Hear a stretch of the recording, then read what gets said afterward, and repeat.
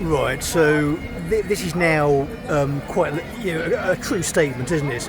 So you're uploading again repeated entries to the servers that Google uses regularly, saying, "Can I have police assistance, please?" Sitting on various points in Edinburgh that resemble each other at various points of a given day, having made quite clear to the City of Birmingham that you can be found for a discussion here to discuss security, given that you are the guy who did their security reviews and has had access to their various secure databases, because this is the sort of point you can only have that discussion given the lack of security in the polis of Birmingham due to the behaviour of the managing director after having been caught behaving badly. Pardon me. So he slithered down into the gutter quite a way, and it wasn't just the filth piling up in the streets. The filth only gets there because of bureaucratic corruption. It's not hard to pick things up. You can go outside your house, pick up filth, take it to the dump, and it can be moved. So the people in the city can do it themselves.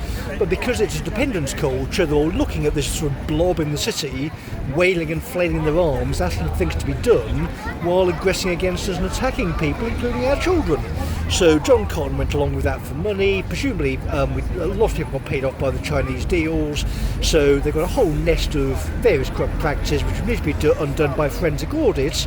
But again, the cherry on top of the cake was just not only their compliance people, but the compliance person at the end of their career, finally going full circle, going back into just attacking people as they were when I moved into the department, given the family background anyway.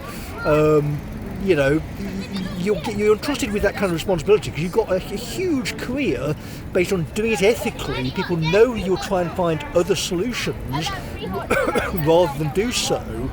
But the City Council is forcing you into positions where, okay, the person hasn't complied maybe, but how could they really? I mean, come on. I mean, some of the housing conditions they were being left in, it was down to shelter to be proactive, so you can't, spoon feed these people. But based on the database stuff, I mean, that they should be, back and forth with us, and we should be more transparent, and this kind of stuff. But it's more transparent in case of overall case management. So if all your cases are shit, it affects the entire court process. So the court expects a certain level of management on your stuff, not do as you feel. But that was, again, how the thing was being run, because, okay, it was devolved, but then who's going to do, who's going to say we haven't done the job correctly? Tim Savile, anyone take Tim Savile seriously? Who's going to get people into post? Again, Darren Canning. So the entire pipeline was just full of poison, effectively. You couldn't actually reform the department. So it had to be the commissioners, but they wouldn't engage. So they created a personal safety condition, a safety problem, and then said, "Oh, I'm sorry, sir, you appear to have been stabbed to death rather noisily. I'm very offended. We're going to cut off pay to try and prevent you to creating further witness evidence. How dare you?" But because you've actually got physically off the street, I've just walked past a guy on South Bridge. Of course, the bridge has been now opened both lanes, so you can more easily walk down. People are still very slow and get in the way. But a guy from the Winchester was sitting there on the bridge trying to scrape his life back together. But because I've been so diligent over my life and career, I could just vanish in the middle of the night and just go from shrapnel and homeless to actually being pretty comfortable now, actually moving forward quite quickly. But you're still thinking about these people daily because they're being dumped off by these cretinous criminals, and we're not having any updates on the health and well-being of my colleagues, let alone the disaster of the NHS, which of course killed my family, or a member of my family, the senior member of my family, who gave his life in many ways for that city and had this interesting performance at his funeral. But I'm not actually particularly content with the deal that's on offer with the City of Birmingham. Yes, okay, we deem your life to be worthless, therefore we'll kill you because you've physically got to a safe place. We're going to deem that therefore you've gone off to the wonderful promised land and therefore we bear no responsibility. No, you'll go and speak to solicitors, it will go through the court process, and so various criminals can be arrested. You'll deal with settle various matters in pounds and pence terms in a reasonable time frame. All assets that belong to me will be either preserved in Birmingham for the future war chest of the McGrath clan, and we'll start again in Scotland, away from idiots. But anyone not an idiot, if you can go and actually fetch West Midlands Police and get an intermediary between them and Edinburgh police standards, so a policeman plus a representative can go and discuss serious organised crime for the current head of a serious organised crime family because we did criminal offence, you idiots. Go and find police now, do as you are told. So this again is not exactly a difficult tone of voice to understand in the court service of Birmingham. It would probably be the sort of thing you'd normally sound like, wouldn't you, on a Monday?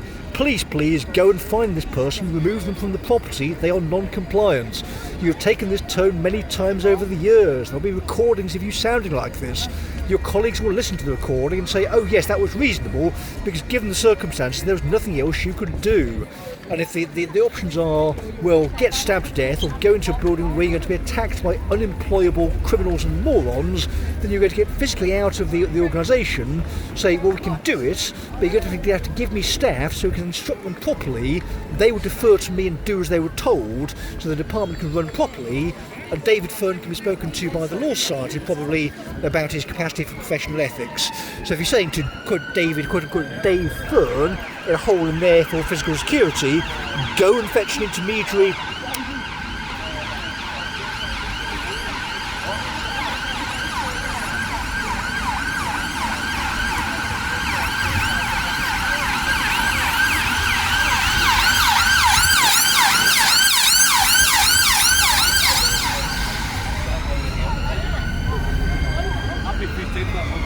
Yeah, my apologies. The way it works in Edinburgh, of course, the ambulances can get past. The police occasionally sort of bumble about, but the police are not actually contactable. Their police standards, of course, don't reply. So, of course, it's the fortress tactic to avoid scrutiny. But it doesn't actually matter because the main problem is residing in Birmingham still. But anyway, we're getting off the topic. Yes, you're saying to the court service manager, who again is used to calling the police and dealing with immediate safety concerns, go and get a representative, physically do it, and he's refusing, then again, Fern is going to jail, so we'll happily prosecute him and put him into a box. This is not my friend in any response, in any sense. This person is a further predator, and he can be brought to account for the total failings of that department. If you've been reporting things to people above him for 6 years, there's nothing else you can do. So it's going into the most senior lawyers in the place, and they're letting this little cretin fuck about. I mean, come on, it's £5 billion local authority.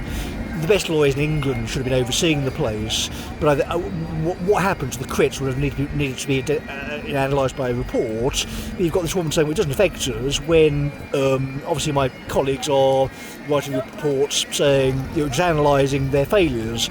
So there's never been any proper back and forth, other than this woman obviously brazenly lying after there was the great takedown of the struggle session by Will Rauch and the other people. So, the evidence chain is so high quality that they are just refusing to comply. So you've got recalcitrant bureaucrats hiding from police, feverishly writing down our policy. We don't call police, which is obviously just absolute bollocks. They're obviously just lying.